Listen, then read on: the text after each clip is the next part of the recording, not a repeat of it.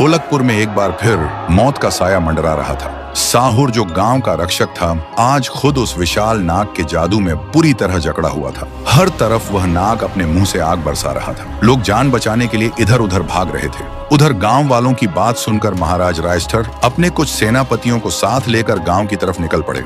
फिर गांव पहुंचते ही सेनापतियों ने उस विशाल नाग को चारों तरफ से घेर लिया और लगातार उस पर वार करने लगे, लेकिन किसी का भी वार उस नाग पर असर नहीं कर रहा था। तभी उस नाग ने एक ही झटके में सबको दूर पटक दिया। यह देखते ही महाराज रायस्टर समझ गए यह कोई आम नाग नहीं। फिर वह गुस्से से गरज कर बोले, कौन है तू और ढोलकपुर की इस पवित्र जमीन पर तेरा क्या काम है? ये सुनकर वह विशाल नाग फिर से इंसानी रूप में आ गया और बोला, पवित्र जमीन? हाँ हाँ हाँ, इस मिट्टी में तो 150 साल पुराना पाप दफन है।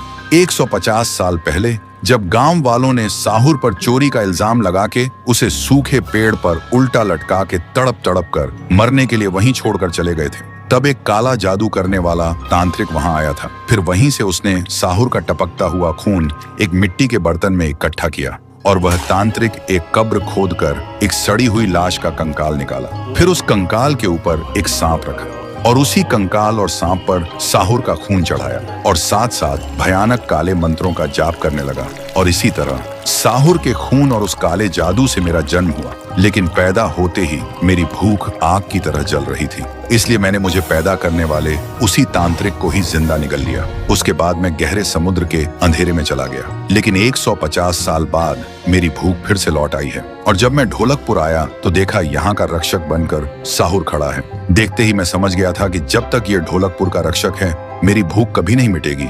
लेकिन साहुर को क्या पता था कि मेरे अंदर भी उसी का खून दौड़ रहा है। इसीलिए मैंने उसकी कमजोरी पहचान ली और उसे बुरी तरह जकड़ लिया। यह राज सुनकर महाराज रायस्टर का खून खौल उठा। उन्होंने बिना एक पल गंवाए अपनी तलवार उठाई, लेकिन तभी वह शैतान विशाल नाग का रूप लेकर सीधा रायस्टर पर वार किया। उसका वार इतना जोरदार था कि महाराज रायस्टर हवा में उड़ते हुए दूर जाकर गिरे। उनका शरीर अब बुरी तरह जख्मी हो चुका था। उधर साहुर अभी भी उस काले जादू की जकड़ में तड़प रहा था। उसके अंदर अब भयानक दर्द उठ रहा था। साहुर लाचार था, उसकी आंखों के सामने उसका गांव जल रहा था और महाराज रायस्टर हार चुके थे। इसलिए एक बार फिर साहुर की आंखों से आंसू निकलने लगे, लेकिन तभी उसका दर्द सुखपुर में बैठी उसकी बहन पीहू को महसूस होने लगा।